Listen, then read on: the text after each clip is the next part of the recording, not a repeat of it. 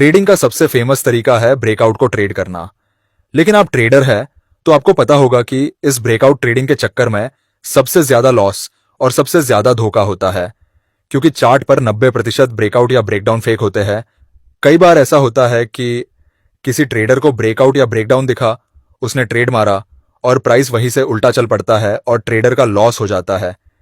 इसमें उस ट्रेडर का एनालिसिस तो सही था, लेकिन वो ब्रेकआउट ही फेक निकला। इसी वजह से ट्रेडर को नुकसान उठाना पड़ता है। इसीलिए आज के इस वीडियो में जानेंगे ब्रेकआउट और ब्रेकडाउन क्या होता है, फेक ब्रेकआउट को कैसे पहचान सकते हैं और सबसे जरूरी फेक ब्रेकआउट से कैसे बच सकते हैं। इस चार्ट को ध्यान से देखिए। इस चार्ट पर आपको अपनी एक गलती देखने को मिलेगी। देखिए, एक फेक या रियल ब्रेकआउट या ब्रेकडाउन को ट्रेड करने से पहले हमें सही लेवल्स ड्रा करना आना चाहिए।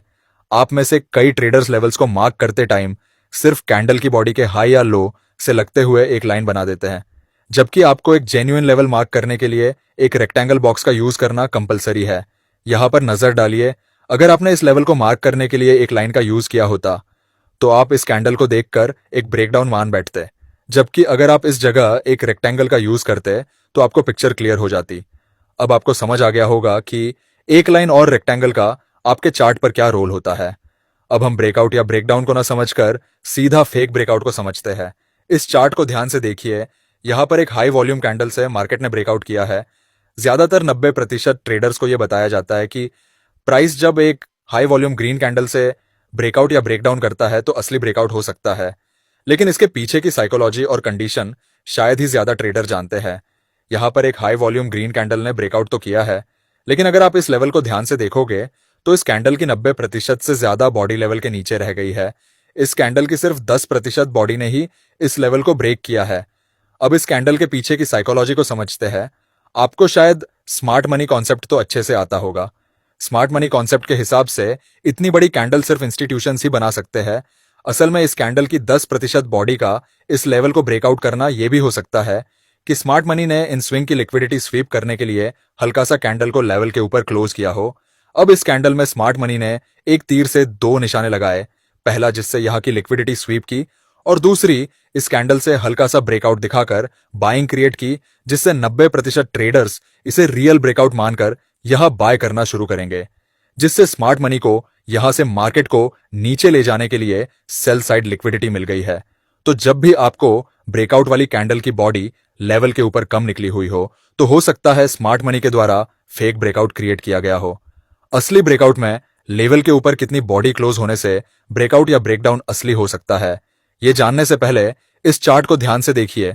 मार्केट ने तीसरी बार में एक रेड कैंडल से इस लेवल को ब्रेक किया है, तो हम इस लेवल को पहले स्विंग से लगते हुए दूसरे स्विंग की जो विक है उससे लगते हुए एक रेक्टेंगल बनाएंगे, जो एकदम सही तरीका होता है लेवल को डिफाइन करने का। इस कैंडल को देखिए। इस कैंडल ने अपनी बॉडी लेवल से करीब 60% नीचे क्लोज की है। क्या इसे एक असली ब्रेकडाउन मान सकते हैं? नहीं। अगर आप इस कैंडल के नीचे वाली विक को देखेंगे, यहां पर प्राइस ने रिजेक्शन किया है। इसका मतलब या तो सेलर्स ने यहां पर प्रॉफिट बुकिंग की है जिस वजह से इस कैंडल में विक बनी है, या फिर इस जोन पर बायर्स बहुत मजबूत है जिसकी वजह से प्राइस रिजेक्ट हुआ है। इस कैंडल में भी स्मार्ट मनी ने इनइक्वल स्विंग लो की लिक्विडिटी स्वीप की है, साथ ही यहां पर एक फेक ब्रेकडाउन दिखाकर सेलर्स को इनवाइट किया है।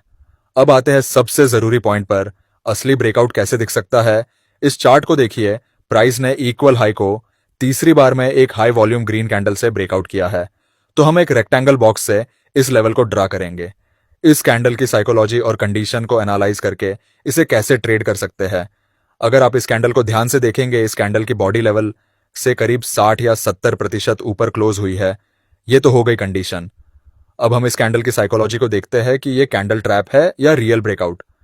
अगर इस कैंडल को स्मार्ट मनी ने बनाया होता तो स्मार्ट मनी 90% ट्रेडर्स को लालच देने के लिए इस कैंडल की बॉडी को इस लेवल के ऊपर सिर्फ 10 या 20% ऊपर बंद करके ट्रैप कर सकते थे, क्योंकि अगर स्मार्ट मनी इस कैंडल को 60 या 70% ऊपर निकालकर जाल बिछाएंगे तो स्मार्ट मनी का एक्स्ट्रा हेजिंग फंड लग सकता है और साथ ही इतनी बड़ी कैंडल में रिटेल ट्रेडर्स भी प्रॉफिट बना सकते हैं।